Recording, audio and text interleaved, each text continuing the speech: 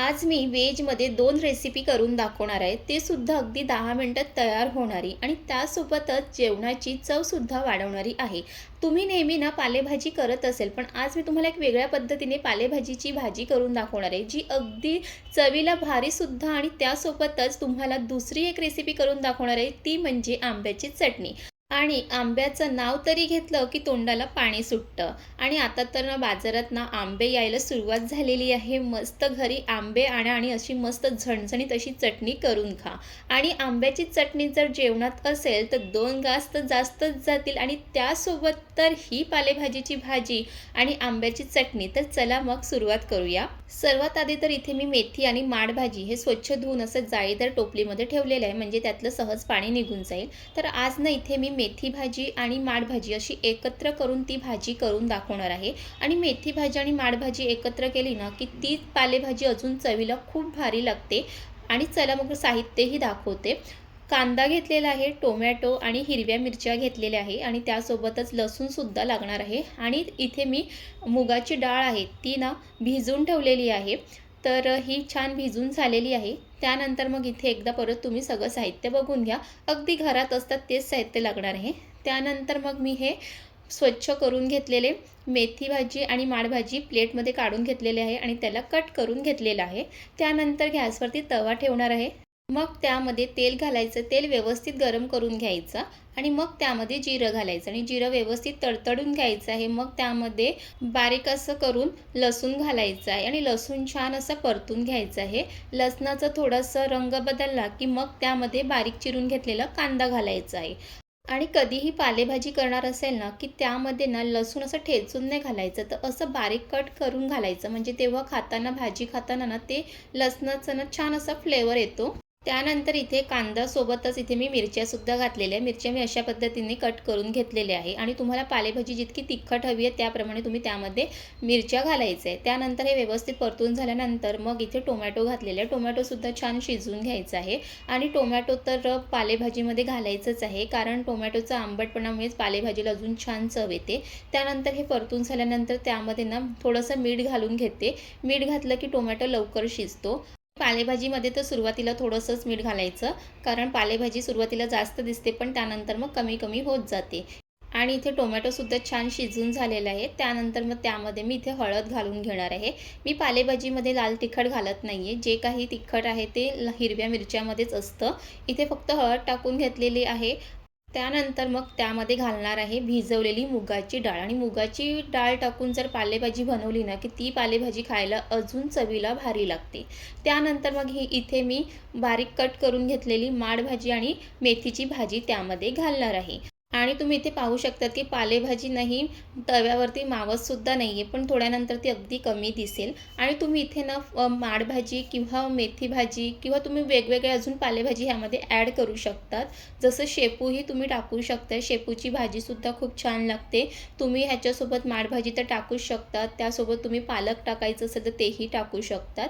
म्हणजे तुम्ही कोणत्याही पालेभाजीचं असं मिक्स करून ना अशी पालेभाजीची भाजी करू शकतात. आणि त्यामध्ये ना थोडंसं भिजून घेतलेलं मुगाची डाळसुद्धा टाकायची, त्यामुळे अजूनच पालेभाजीला चव छान येते. त्यानंतर इथे मी सर्व मिक्स करून घेतलेलं आहे.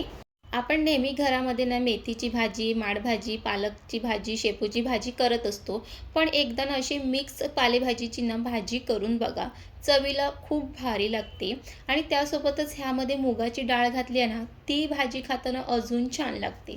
त्यानंतर इथे 4-5 मिनटं झाल्यानंतर परत एकदा ते व्यवस्थित मिक्स करून घ्यायचं आहे. आणि ह्यावरती मी काही झाकण ठेवणार नाही आहे.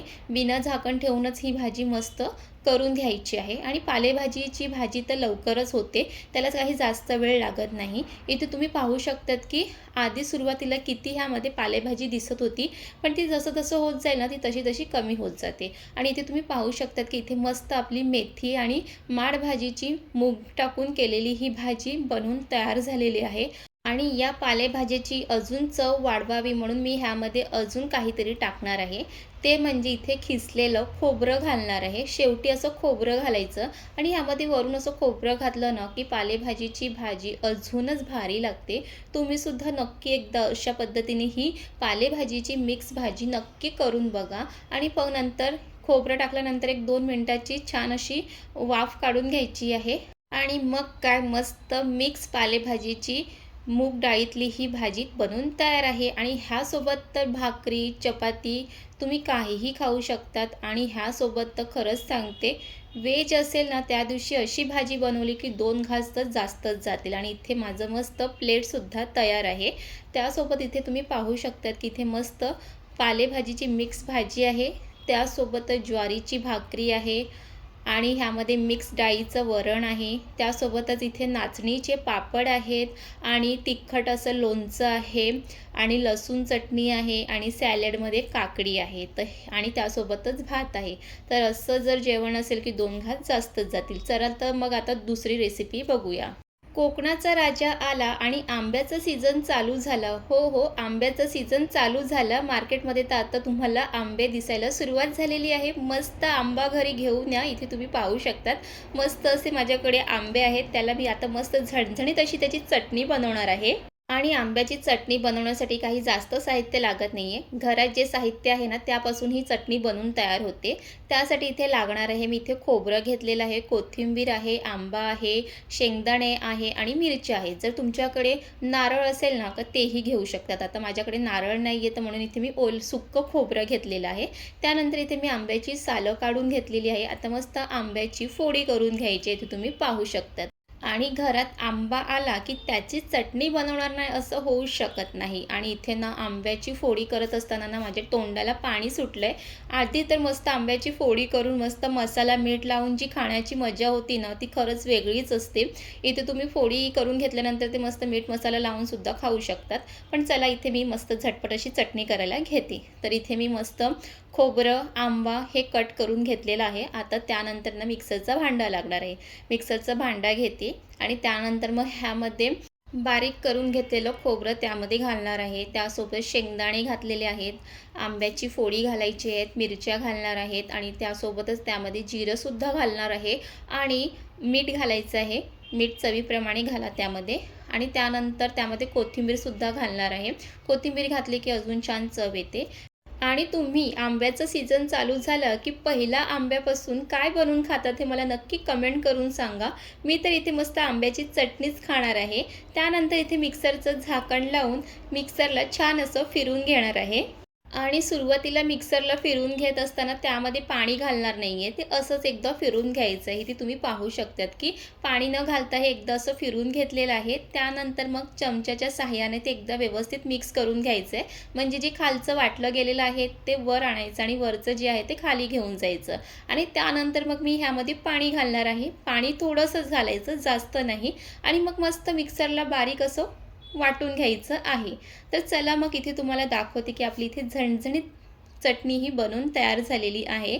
आणि तुम्ही इथे पाहू शकतात की चटणी मस्त अशी बारीक झालेली आहे. त्यामध्ये पाणी घातलं की मस्त अशी बारीक वाटून तयार होते. आणि इथे खरंच सांगते तुमच्याही तोंडाला पाणी सुटलं ना, माझ्याही तोंडाला पाणी तर सुटलेलंच आहे. चला तर मग मिक्सरच्या भांड्यातून आता एका मस्त बाउलमध्ये काढून घेते आणि इथे तुम्ही पाहू शकतात की खरंच खूप अशी छान अशी झणझणीत अशी चटणी ही बनवून तयार झालेली आहे. तुम्हाला जर ह्यामध्ये पिवळसर रंग हवं असेल का थोडीशी हळदही घालतात, पण मला ना अशीच ही आंब्याची चटणी आवडते. आणि खरंच सांगते अशी जर आंब्याची चटणी असेल आणि त्यासोबत अशी मस्त पालेभाजीची मिक्स भाजी असेल ना, की व्हेज असलं की त्या दिवशी मला ना असंच जेवण आवडते. आणि तुम्हाला आंब्याची चटणीची रेसिपी आवडली असेल तर नक्की मला कमेंट करून सांगा. आणि ही मुगाच्या डाळीतली मिक्स पालेभाजीची भाजी नक्की करून बघा. आणि अशाच घरगुती आणि झटपट होणाऱ्या रेसिपीसाठी चॅनलला सबस्क्राईब केलं नसेल तर सबस्क्राईब करून घ्या. आणि आजची रेसिपी आवडली असेल तर नक्की लाईक करा आणि कमेंटसुद्धा करा. पुन्हा भेटूया अशा छान रेसिपीसोबत. Bye bye.